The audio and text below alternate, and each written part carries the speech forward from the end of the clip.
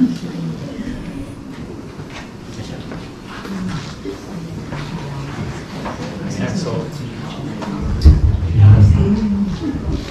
afternoon, everyone. So, thank you so much for inviting me again. Sabi ni Lori sa akin, parang hindi ko nagkampo yata siya kasi na-break daw yung record na for the past 3 years ba? 3 or 4 years running, ako yung speaker at the start of the year. Pero kasi at the start of the year, something happened to me na hindi ako makapunta dito, definitely. Actually, nag-usap na ba tayo noon na first Sabbath ng January, ako yung... Oh, sorry. Sorry na. Ayun. So, siguro pero thank God, I'm still here. Praise God, I'm still here.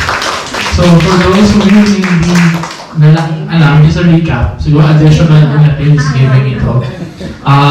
December 24, I had a heart attack on my way back to the Philippines. Galing kaming Malaysia, pauwi na kami, and biglang sumakit. Papunta pa kaming airport, sumakit yung dibdib ko.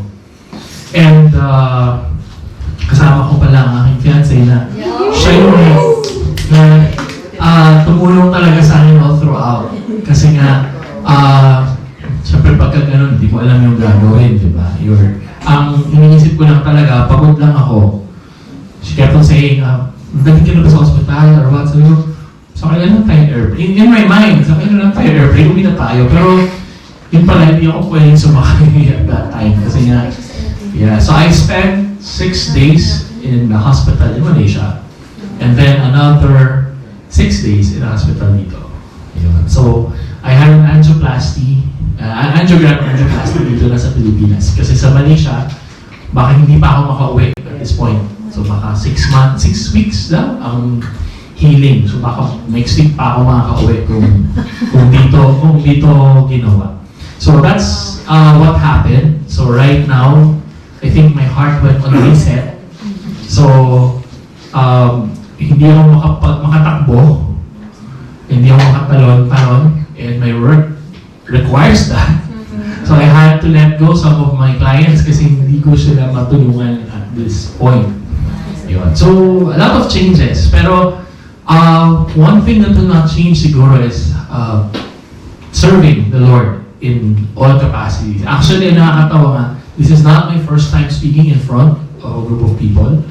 Pagbalik ko ng Pasay, yung deaf ministry, agad kinangailangan sila ng speaker ng umaga at saka hapon. So pagdating ng hapon, parang ako, hala, kakarating ko lang, parang akong napagod. So ano yung pahinga? What is pahinga? Pero it's a very blessed experience to serve the Lord in any capacity na kaya. Sobrang blessing yun. And I'm thankful that nakabalik ako dito and starting a series. Oo. Ano ba yung, hindi ko naman nalagay sa PowerPoint. Yung series natin? Oo. Masashow ba natin? So, ang title ng series natin is, dahil nga February, ang theme daw is love. Diba? Usually.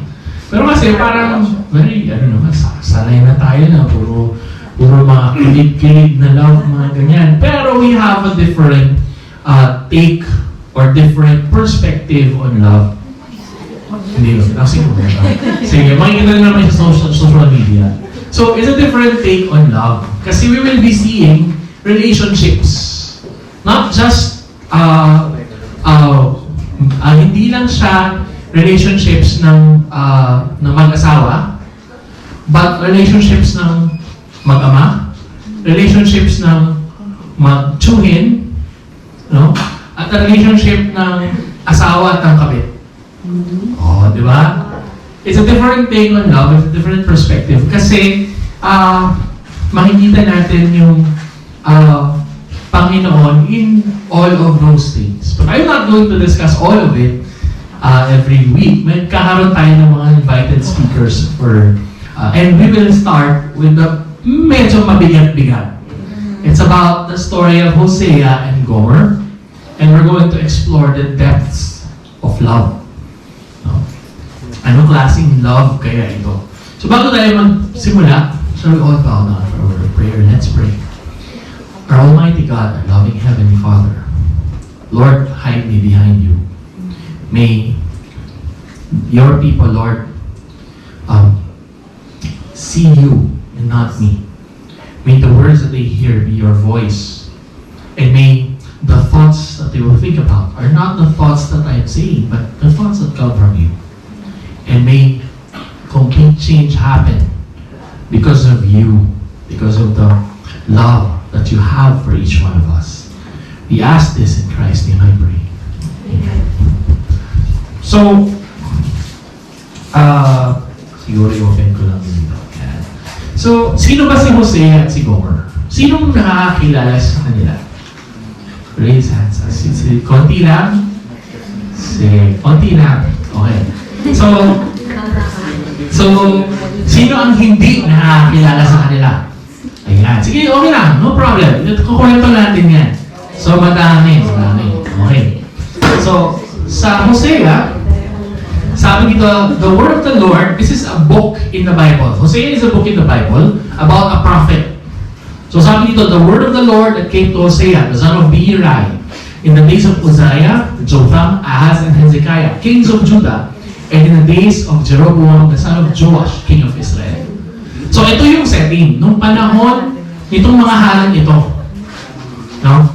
Isa siyang propeta siya ng Panginoon, and noong panahon na to, titignan muna natin, ano ba nangyayari noong panahon na to? Sino ba tong si Uzziah, Jotham, and Ahaz?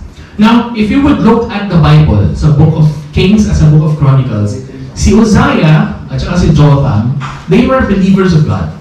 Naniniwala sila sa Panginoon.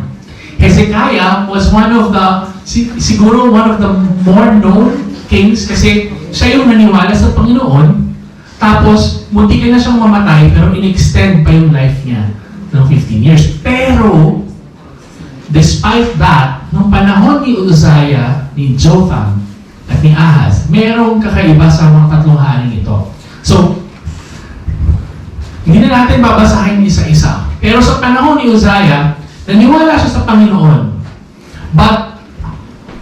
At successful siya in a lot of battles, a lot of reforms, no? Pero, dahil masyadong proud siya sa kanyang accomplishments, no?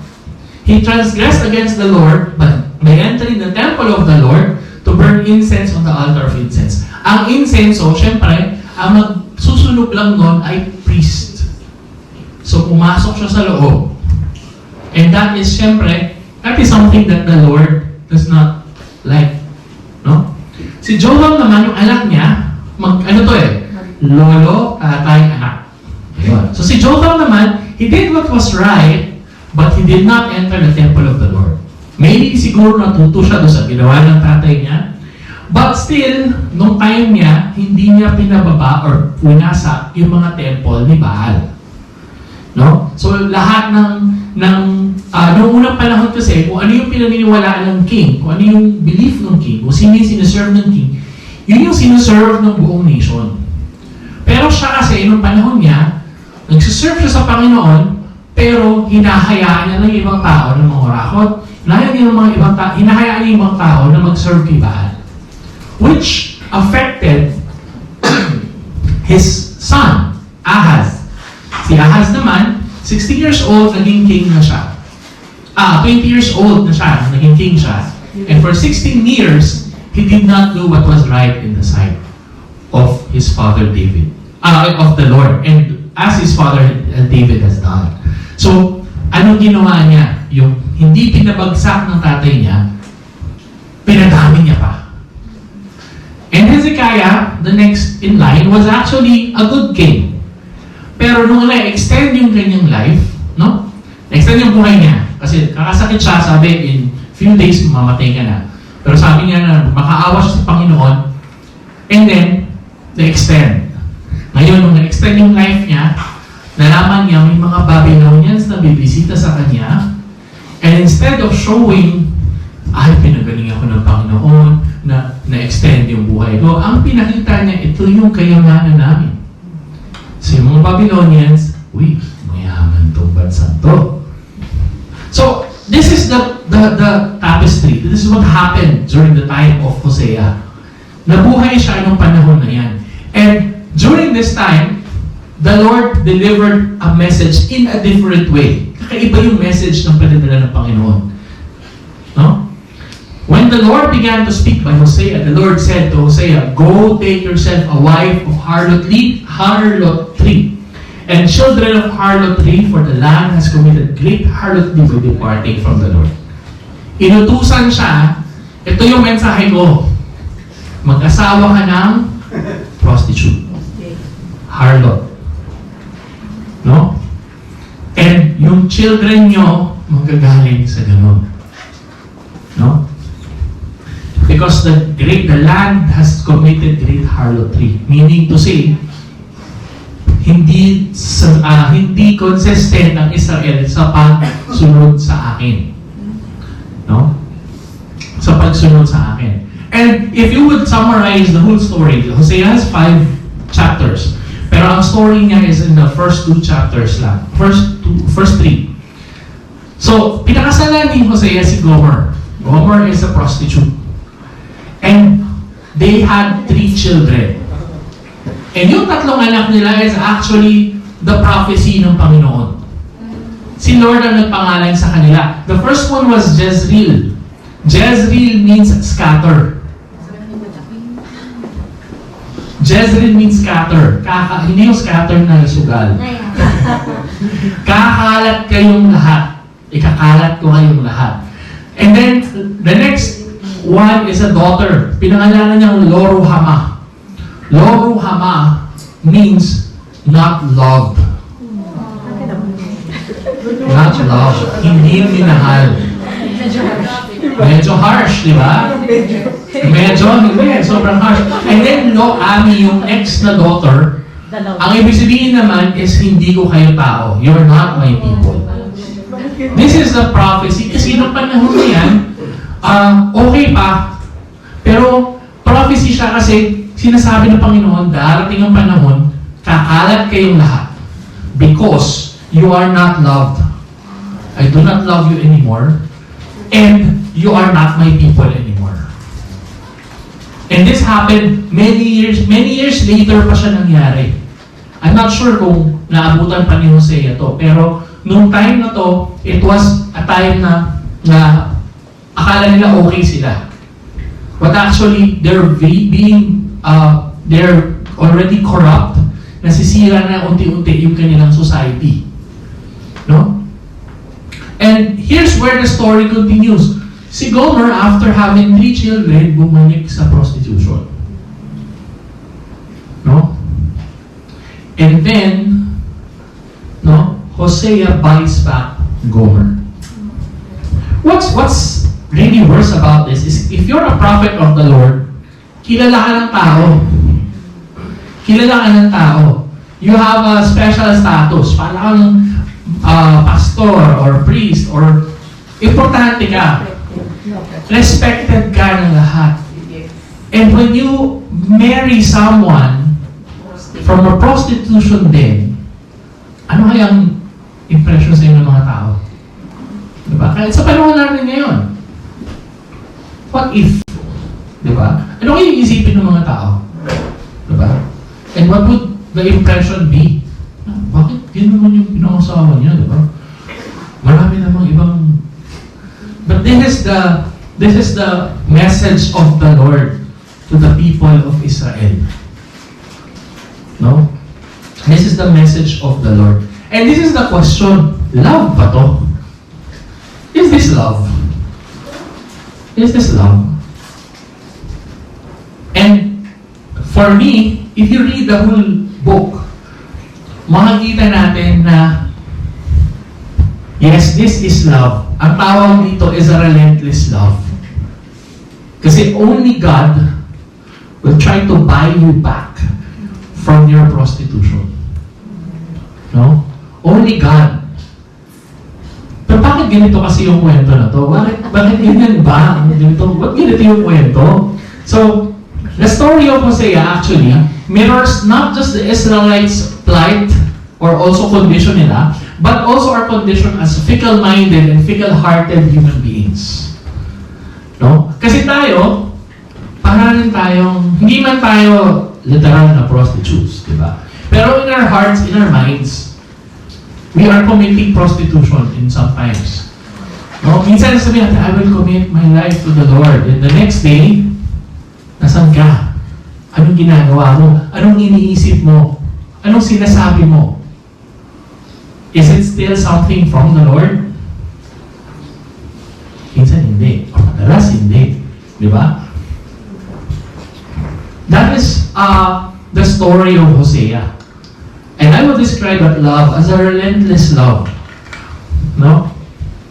Sabi nga sa isang commentary, I think this is in a previous Sabbath school lesson, the name Hosea in Hebrew means the Lord saves. It is related to the names Joshua, Isaiah, and even Jesus. The prophet calls the people to reject sin and find refuge in their Lord God because He is their Creator and Redeemer. The purpose of the divine judgment was to remind the sinners that their life and strength come from the one to whom they must return. Thus, amid all the warnings and pronouncements of judgment, Hosea's book presents the themes of both human repentance and divine forgiveness. Kasi sa kwento ni Hosea, pinakita doon na pinakasalan niya is a prostitute. Mga anak niya from prostitution. And then, aalis yung babae, ang ginawa niya, he will buy it back. Mahal yung binili niya. Pagbayad niya, I think it's 15 shekels of silver. More than a year's worth of salary. Ganun ang presyo na binili niya from the man who is running the prostitution there. The price is high. But it tells us that the Lord is trying His best to win us back. And later, isa-isahin natin, ano ba yung naging quality or ginawa ng Panginoon doon sa time ni Hosea. Mahirap kasing magmahal ng ganito. Tama? Bakit siya mahirap? Why do you think so? If you try to, sa panahon kasi ngayon, di ba? Recently, I talked to a co-worker na colleague na sabi niya, nag-break na daw sila ng boyfriend niya. Sabi ko, bakit? Kasi, the guy doesn't message her as frequent as she wants. Halimbawa, magme-message siya ng Monday, magre-reply yung lalaki, Monday the next week. Diba? May nangyayari ba yun? Tapos pag kinonfront na yung lalaki, sabi kasi, naalala kitang replyan Wednesday na, ko late na para mag-reply sa'yo. Parang, Maganda siya ng Monday. bakit hindi ba na nagsabi na, sorry, hindi ako nag-reply, or something like that. No? It's hard to love because, sabi nga ng isang, because lots of things are factored in. Tama? Marami tayong iniisip. Marami tayong, dapat siguro ginawa ko to, dapat siguro ganito, dapat siguro may ganito ako para mahalin niya ako. Dapat siguro I'll do better. Sa mind natin, ganun kasi tumatakbo yung love. Like doon sa lesson natin kanina, sa session ni Tito Manny, kailangan meron kang, iniisip natin, kailangan meron kang gagawin. No? Para mapatunayan mong mahal mo ang Panginoon. Diba? Sabi nga ni A.W. Tozer, our woes began when God was forced out of His central shrine and things were allowed to enter. Within the human heart, things have taken over. When men have now by nature no peace within their hearts, for God is crowned there no longer. But there is in the moral dust, stubborn and aggressive usurpers fight among themselves for first place on the throne. Meron kasing na pumapalit sa throne natin. Kaya as much as we want to love God, to be loyal to the Lord, napupunta tayo sa prostitution kasi marami tayong ibang iniisip. Trabaho, family, no? Sama yan, bills, diba? was in the hospital, yun yung isang iniisip ko, wala, mahal siguro ng bilis ng hospital na to. Siguro mahal dito. Kasi maganda yung hospital nila sa Malaysia. Siguro mahal siguro dito. And then, tapos nung nakabalik na kami, yun din ang iniisip ko, paano ko mababayaran yung mga ganito? Kasi, may hospitalization, may procedure, may mga ganyan. Pero ako, magulong kaya. Di ba? It takes over. Pero, the Lord reminded me, ako dapat yung nasa heart mo. Because I will take care of everything. And true enough, everything was taken care of. Kaya when I got the first night that I had a heart attack, yun agad yung sinabi ko kay Liza, send messages, pray lang. Kasi bahala na si Lord kung ano mangyayari sa akin. But more than about us, next slide. Let us know our lover. Bakit it does not matter anymore kung anong effort natin? Kasi alam na ng Panginoon that we will turn away. Alam niya na yun. Na mapapromise ka at the start of the year na, Lord, promise ko, magdo-devotional na ako araw-araw. Join na ako ng Grow Group North every Friday night. Sinabi ko yun sa sarili ko, pero 2 weeks na ako hindi naka-attend. Diba? The Lord knows that you will do that. The Lord factors in our stubbornness, the other things that occupy our minds.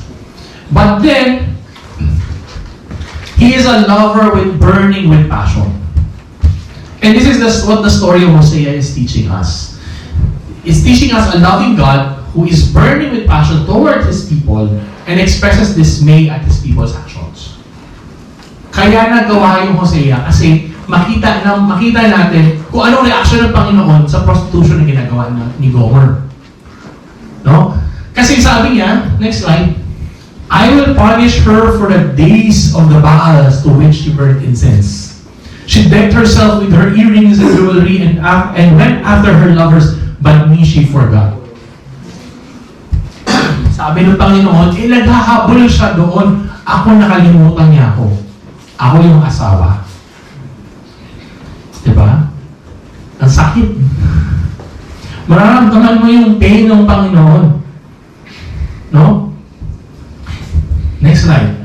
And then further, sabi niya, my people ask counsel from their wooden idols, and their staff informs them. For the spirit of harlotry has caused them to stray, and they have played the harlot against their God. Bakit yung kahoy, yung nilalapitan nyo, nandito ako, buhay ako, nakikinig, alam ko yung problema nyo. This is God showing His feelings, His emotions. Makikita mo kung paano siya, di ba when you ewan ko kung na-feel nyo to, but when you really love someone, maiinis ka minsan pag meron siyang ginawang hindi mo gusto. Di ba? Magtatampo ka. Di ba? Ano yung mga minsan? Sabi, akala ko love mo ako, lalo na pag Valentine's. Akala ko love mo ako, wala akong flowers. Akala ko love mo ako, wala sila ng chocolates. Diba? So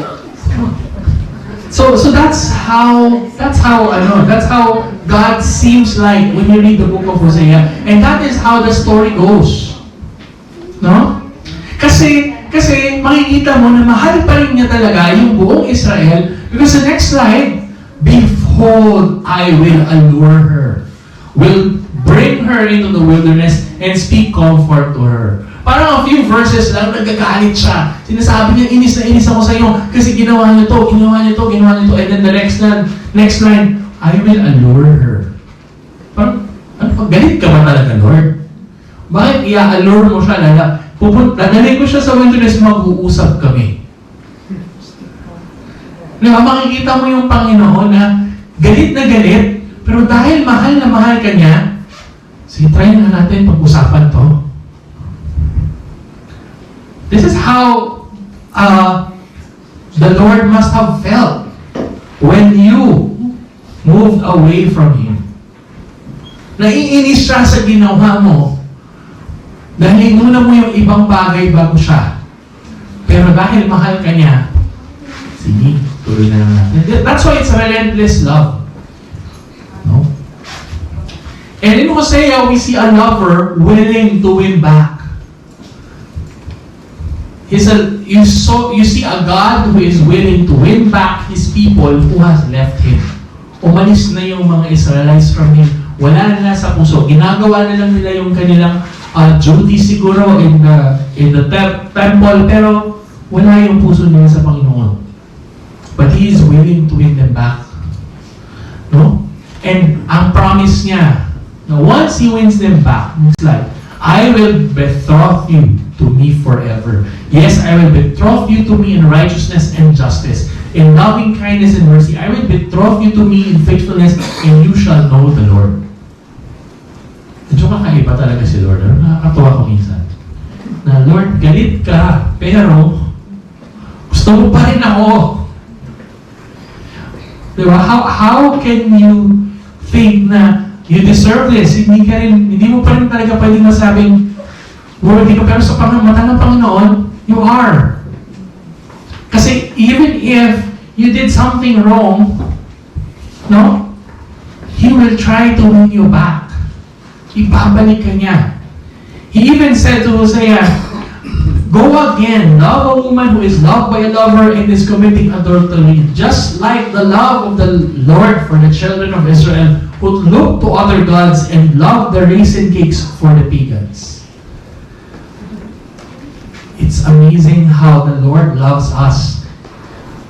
Ito yung message ng Book of Hosea. Na, yes, inutusan niya to show an example na ito yung life na pinagawa niyo sa akin. You are married to me because you promised that you will fulfill or you will follow me. But then, nasaan kayo? But because of that, I will try to win you back. Imagine siya na yung nasaktan. Siya pa yung maghahabol. And siya pa yung magbabayad ng ating kasalanan. No? This is also how prophetic Hosea is. Because it's telling us the price is very expensive. Mahal yung pagkakabili ni Hosea kay Gomer. And mahal din yung pagkakabili ng Panginoon sa atin. It's the life of His Son, Jesus Christ. Because of that blood that was shed on the cross, naligtas tayo, nakasama tayo. And finally, this is a lover willing to restore our relationship. This is a story of God who wants to restore His relationship with His estranged people. After winning us back, yun ang gusto ng Panginoon. Sabi sa dulo ng Hosea, I will return again to my place till they acknowledge their offense. Then they will seek my face. In their affliction, they will earnestly seek me. Na even until ma-realize nyo yung pagkakamali nyo, andito ako. I will amend our relationship. This is how the Lord works. Sabi sa Acts of the Apostles, Christ's death proves God's great love for man. It is our pledge of salvation. To remove the cross from the Christian would be like blotting the sun from the sky. The cross brings us near to God, reconciling us to Him. With the relenting compassion of a Father's love, Jehovah looks upon the suffering that His Son endured in order to save the race from eternal death and accept us in the Beloved. So, kahit na gaano kalala ang ginawa mo, nakapatay ka, nagsweldo ka, or whatever it is, He is willing to win you back. Willing siyang ibalik ka sa Kanya to restore the relationship and accept us fully. So finally, sabi doon, it is our privilege also to glory in the cross. Our privilege to give ourselves fully to Him who gave Himself for us. Then with the light that streams from Calvary shining in our faces, we may go forth to reveal this light to those in darkness. Na tayo ngayon, knowing this, how relentless yung love ng Panginoon, we can share it to other people na hindi nakakakilala kay Hosea and kay Gomer. Because the Lord really cares for us. The Lord really loves us more than we can ever love Him. More than we could ever reciprocate that love that He has for us. Hindi natin magagawa yun. And yet, He still keeps His eye on us and restores the relationship with us. Kahit na ilang beses tayo nag-fail. No? So with that, maraming salamat po.